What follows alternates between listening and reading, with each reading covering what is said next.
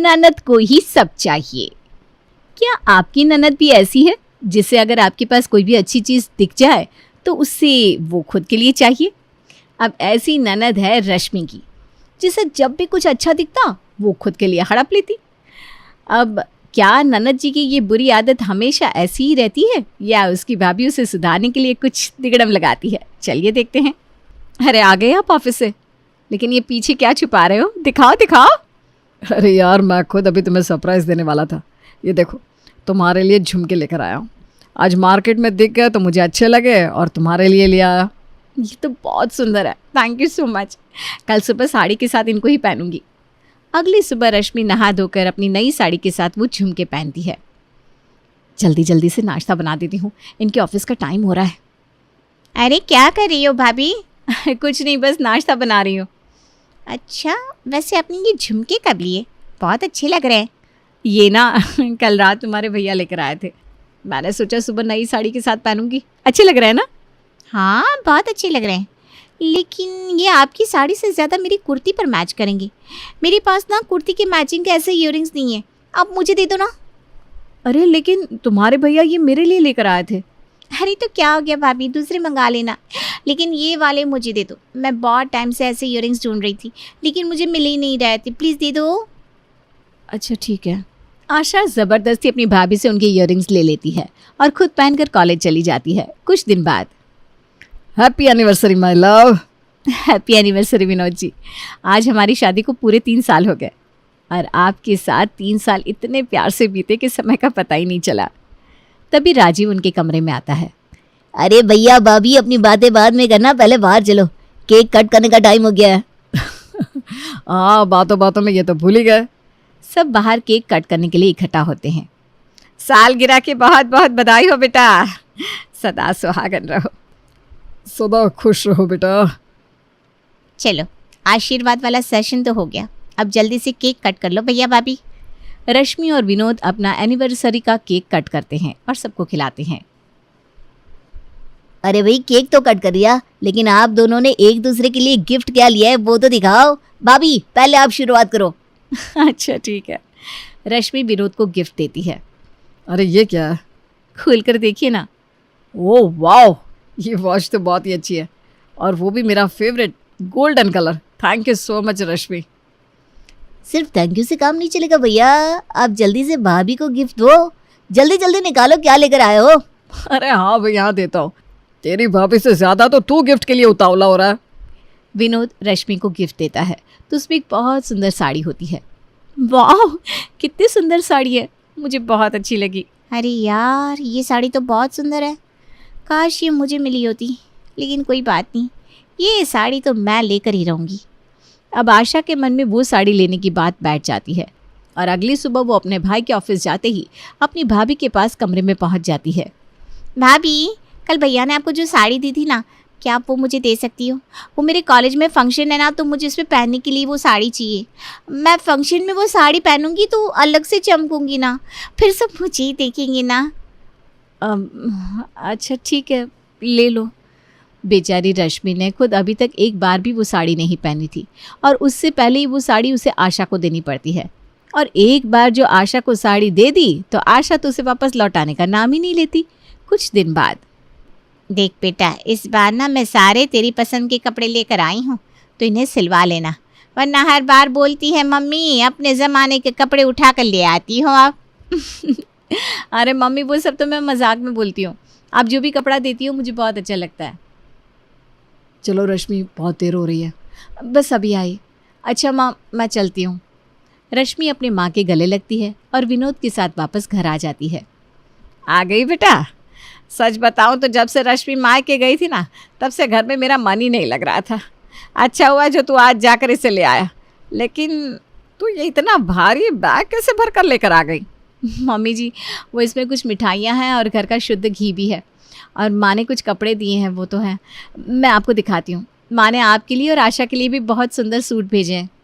रश्मि अपनी सास को अपनी माँ के दिए हुए कपड़े दिखाने लगती है। तभी आशा भी वहाँ पर आ जाती है। अरे अच्छा हुआ आशा, तुम भी आ गई। ये देखो, मेरी माँ ने तुम्हारे लिए ये सूट भेजा है। ओह वाह, सूट तो बहुत अच्छा है, लेकिन मुझे वो वाला सूट ज़्यादा अच्छा लग रहा है। अरे सब सूट अच्छा है, और वो वाला सूट बहू का है। हाँ माँ, लेकिन वो बहुत अच्छा लग रहा है, और पीले रंग का सूट तो मुझ पर वैसे ही बहुत अच्छा लगता है। भाभी, आपके पास तो येलो कलर के इतने सारे सूट हैं, तो ये वाला सूट मुझे दे दो। तेरे लिए बहू सूट लेकर आई है ना, वो रख बेटा। हमेशा दूसरों की चीज़ पर नज़र रखती है। दूसरों की चीज़ कहाँ पर? भाभी की ही तो है, और अगर मुझे पसंद आ गया तो मुझे देने में क्या बुराई है? हाँ माँ जी, अगर आशा को सूट इतना अच्छा लग रहा है तो ले लेने दीजिए ना, मैं दूसरा ले लूँगी। रश्मि जो सूट अपने लिए पसंद करके ले आई थी वो भी आशा ले लेती है, और हमेशा उसके साथ ऐसा ही होता है। वो तो अपनी ननद को किसी चीज़ के लिए मना नहीं कर पाती, लेकिन अब घर में उसके देवर की शादी होती है और घर में आती है नई नवेली देवरानी। तो देखते हैं कि क्या अपनी छोटी भाभी के साथ भी आशा ऐसा ही करती है, या उसकी छोटी भाभी उसकी अकल ठिकाने लगा देती है। गरिमा, मैंने शादी से पहले तो तुम्हें कई बार गिफ्ट दिए हैं, लेकिन शादी के बाद ये पहली बार है जब मैं तुम्हारे लिए कुछ लेकर आया हूँ। देख कर बताओ गिफ्ट कैसा है। ओह माय गॉड, पायल! आप मेरे लिए पायल लेकर आए हो, ये तो बहुत अच्छी है। थैंक यू सो मच यार। अरे अब तो मुझे यार बोलना बंद करो, अब एजी ओजी बोला करो। अच्छा जी। वैसे वो पायल तुम्हारे लिए इसीलिए लेकर आया हूँ क्योंकि तुम्हें पायल बहुत पसंद है, और जब तुम पायल पहनकर मुझसे मिलने आई थी तो वो छन छन की आवाज़ मुझे बहुत अच्छी लगती थी। इसीलिए मैंने पहले ही सोच लिया था कि शादी के बाद तुम्हें कोई पहला गिफ्ट दूंगा तो पायल ही दूंगा। Oh how thoughtful. गरिमा तुरंत वो पायल अपने पैरों में पहन लेती है, और वो घर में जब चलती है तो घर में छन छन की आवाज़ होती है, और उस आवाज़ से सबसे पहले उन पायलों पर ध्यान जाता है तो किसका? हाँ जी, आशा का। अरे वाह भाभी, नई पायल! लेकिन शादी की ज्वेलरी में तो ये पायल नहीं थी, फिर कहाँ से आई? ये तुम्हारे भैया ने मुझे दी है, हमारी शादी के बाद का पहला गिफ्ट। वाह यार, कितनी लकी हो। भैया ने आपको कितनी सुंदर पायल दी है ना। वैसे अगर बुरा न मानो तो ये पायल मैं पहन लूँ क्या? हाँ, मुझे ये पायल बहुत अच्छी लग रही है, और मेरे पास एक भी जोड़ी पायल नहीं है। आप भैया से कहकर अपने लिए दूसरी पायल मंगवा लेना, पर प्लीज़ ये मुझे दे दो। हाँ। अरे लेकिन ये तुम्हारे भैया मेरे लिए लेकर आए हैं, और ये हमारी शादी के बाद का पहला गिफ्ट है, तो मेरे लिए बहुत स्पेशल है। मैं ये पायल नहीं दे सकती, तुम्हारे भैया से कहकर तुम्हारे लिए दूसरी बनवा दूंगी। अरे भाभी, दूसरी पायल बनने में बहुत टाइम लगेगा, और आज ना मेरे फ्रेंड के भाई की सगाई है तो मुझे वहाँ पर जाना है। ये पहन कर जाऊँगी तो अच्छी लगेगी। प्लीज़ भाभी दे दो ना, मना मत करो। और वैसे भी आप मेरी शादी में मुझे ज्वेलरी तो दोगी ही ना, तो ये पायल भी उसी में ऐड कर देना। ठीक है, देती हूँ। आशा गरिमा के पीछे इस तरह पड़ जाती है कि उसे अपने पैरों में पहनी हुई पायल उतार कर आशा को देनी ही पड़ती है, लेकिन इस बात पर उसका मूड बहुत ख़राब होता है। कुछ दिन बाद, अरे बहू जरा देखना तो दरवाजे पर कौन आया है। मम्मी जी, वो मैंने कुछ कपड़े मंगाया है तो वही सामान आया है। अरे वाह, आपने ऑनलाइन शॉपिंग की है? हाँ। गरिमा डिलीवरी बॉय से सामान लेकर आती है। वो अपने कमरे में जाती है तो आशा भी उसके पीछे पीछे जाती है। मुझे भी दिखाइए ना भाभी, आपने क्या क्या मंगवाया है। अच्छा ठीक है, दिखाती हूँ। गरिमा उसे कपड़े दिखाती है तो उसमें से आधे कपड़े आशा उठा लेती है। भाभी प्लीज़ ये वाइट वाला सूट मुझे दे दो, मेरी फ्रेंड का संगीत है ना, तो ये सूट बहुत अच्छा लगेगा। और ये मेहंदी वाले दिन पर ना ग्रीन वाला सूट मुझे पहनना ही है, प्लीज़ मुझे दे दो। लेकिन ये कपड़े मैंने मेरी फ्रेंड की शादी के लिए मंगाए हैं। अरे भाभी, आपके पास ऑलरेडी इतने सारे कपड़े हैं, आप उनमें से कुछ पहन लो ना। अभी शादी के टाइम भी तो आपने इतने सारे कपड़े लिए थे, मेरे पास इतने सारे कपड़े नहीं है, प्लीज़ दे दो मुझे। अच्छा ठीक है, ले लो। आशा हर बार की तरह इस बार भी गरिमा के पीछे पड़ जाती है और उसे ना चाहते हुए भी वो कपड़े देने पड़ते हैं। गरिमा आशा की इस आदत से बहुत परेशान हो जाती है। इसने तो हद ही कर रखी है, अपने लिए जो भी सामान मंगवाओ वो खुद ही ले लेती है। अरे यहाँ तक कि राजीव जी मेरे लिए जो गिफ्ट लेकर आते हैं वो भी हड़प लेती है। इसकी ये आदत किसी न किसी तरह सुधारनी पड़ेगी, वरना ये तो किसी के पास कोई सामान रहने ही नहीं देगी। अभी बताती हूँ इसे। गरिमा अगले दिन कुछ ऑनलाइन मेकअप ऑर्डर करके मंगाती है। मुझे पता है आशा जैसे ही मेरे पास ये महंगे महंगे मेकअप के प्रोडक्ट्स देखेगी तो लेने ज़रूर आएगी, और सबसे पहले तो वो लिपस्टिक लेगी क्योंकि उसे ये शेड बहुत पसंद है। लेकिन इस बार उसे अच्छा सबक सिखाऊंगी। ये रहा स्प्रे, अभी इसे लिपस्टिक के ऊपर स्प्रे करती हूँ। गरिमा लिपस्टिक के ऊपर ऐसा स्प्रे करती है जिसे अगर बॉडी पर लगा दिया जाए तो बॉडी 24 घंटे के लिए सूज जाएगी। शाम को आशा कॉलेज से घर आती है और जानबूझकर गरिमा अपना मेकअप का सामान खोलकर बैठ जाती है। अरे भाभी, आपने न्यू मेकअप मंगाया है क्या? हाँ, ऑनलाइन लिपस्टिक थोड़ी सस्ती मिल रही थी ना, तो मैंने कुछ लिपस्टिक्स मंगाई है। वाओ भाभी, ये रेड वाला शेड ना बहुत अच्छा लग रहा है। एक काम करो, ये सेट ना मुझे दे दो, वैसे भी मेरा ये शेड खत्म होने वाला है। अरे लेकिन मेरा भी ये वाला शेड खत्म हो गया है, मैं तुम्हारे लिए दूसरा ऑर्डर कर दूंगी। नहीं नहीं नहीं नहीं नहीं, आप अभी ऑर्डर करोगी तो आने में टाइम लगेगा। आपके पास तो इतनी सारी लिपस्टिक है, कोई और लगा लेना, लेकिन ये वाली प्लीज़ मुझे दे दो। अच्छा ठीक है, तुम ले लो, मैं अपने लिए दूसरी ऑर्डर कर लूँगी और क्या। गरिमा उसे वो लिपस्टिक दे देती है और अंदर ही अंदर बहुत खुश होती है। अगले दिन कॉलेज जाने के लिए आशा वो लिपस्टिक लगाकर कॉलेज चली जाती है, लेकिन क्लास में बैठे हुए उसके होठों में अजीब सी जलन होती है और उसके होंठ सूजकर मोटे हो जाते हैं। ओ माय गॉड आशा, ये तुम्हारे होठों को क्या हो गया? ये सूजकर इतने मोटे कैसे हो गए? अरे आशा, तुमने भी अपनी सर्जरी करा ली है क्या? लेकिन सच बताओ, बहुत गंदी लग रही हो। ये क्या करा लिया तुमने अपने होठों के साथ? मेरे होठों में बहुत जलन हो रही है यार, हटो यहाँ से। आशा जल्दी से भागकर वॉशरूम जाती है तो अपना चेहरा देखकर खुद ही डर जाती है। ये मेरे होठों को क्या हो गया? तूने कुछ ट्राई तो नहीं किया था या कोई दवाई खाई थी? दवाई नहीं खाई, लेकिन भाभी ने ऑनलाइन नई लिपस्टिक मंगाई थी तो वही लगाई थी। लगता है उसी से रिएक्शन हो गया। ओ माय गॉड, इसे जल्दी से धो और डॉक्टर के पास जा, वरना क्या पता इससे तेरे होंठ और भी मोटे हो जाए। नहीं नहीं नहीं, शुभ शुभ बोल। हे भगवान, बहुत जलन हो रही है। आशा जल्दी से पानी से लिपस्टिक साफ करती है और डॉक्टर के पास जाकर दवाई लेकर आती है। वो घर पर भी मास्क पहनकर जाती है ताकि कोई उसका चेहरा ना देख पाए। अगर घर पर किसी ने मेरा ऐसा चेहरा देख लिया तो बहुत मजाक उड़ाएंगे। मैं इस मास्क को उतारूंगी ही नहीं।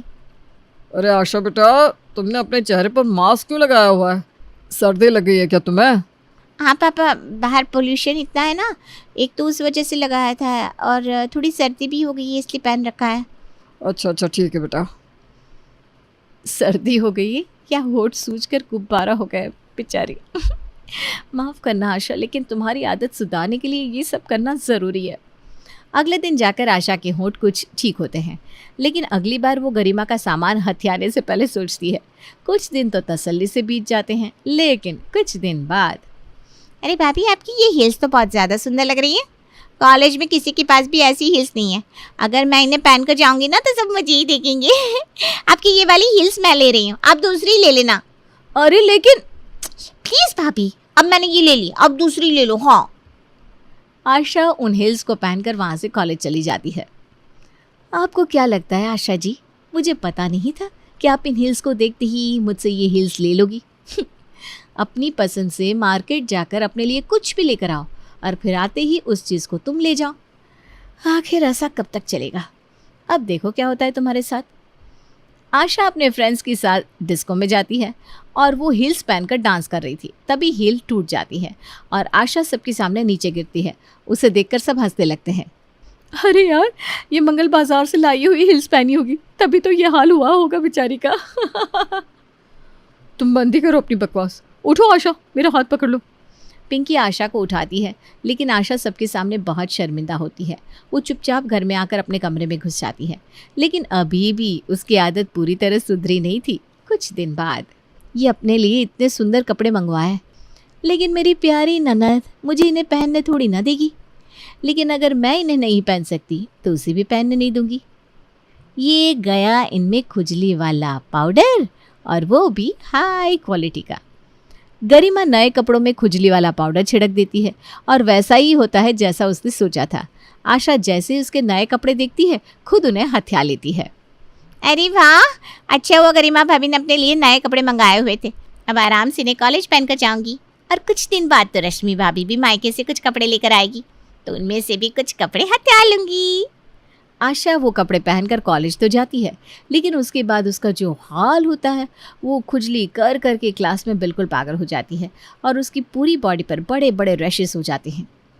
अरे आशा, ये तेरी पूरी बॉडी पर क्या हो गया? ऐसा लग रहा है ऊपर से नीचे तक पूरी तरह मच्छरों ने काट लिया है तुझे। लगता है ये फैब्रिक तुझे सूट नहीं कर रहा। हे भगवान, मुझे तो खुद समझ में नहीं आ रहा ये क्या हो गया। जब भी गरिमा भाभी से कुछ लेती हूँ कुछ ना कुछ ऊटपटांग ही होता है। कभी लिपस्टिक से होंठ सूझ जाते हैं, कभी सबके सामने हील टूट जाती है। आज तो हद ही हो गई। अई माँ। सच बताऊं, मुझे लगता है तुझे नज़र लगी है। अपनी भाभीयों की सारी अच्छी चीज़ें और कपड़े तो खुद ले लेती है ना, तो उनकी नज़र लगी है, इसीलिए तेरे साथ ऐसा हो रहा है। मेरी माँ तो अब उनसे कुछ भी लेना बंद कर दे। हाँ यार, तो ठीक कह रही है। आज के बाद अपनी दोनों भाभीयों से कुछ नहीं लूँगी। अरे खुद क्या, अगर वो दोनों सामने से भी कुछ देंगी ना तो भी नहीं लूँगी। हे भगवान। आशा के मन में तो अब ऐसा खौफ बैठता है कि वो अपनी भाभीयों से कुछ मांगना तो दूर, बल्कि उसकी भाभियाँ उसे सामने से कुछ देती हैं तो वो लेने से पहले भी आशा अब 100 बार सोचती है।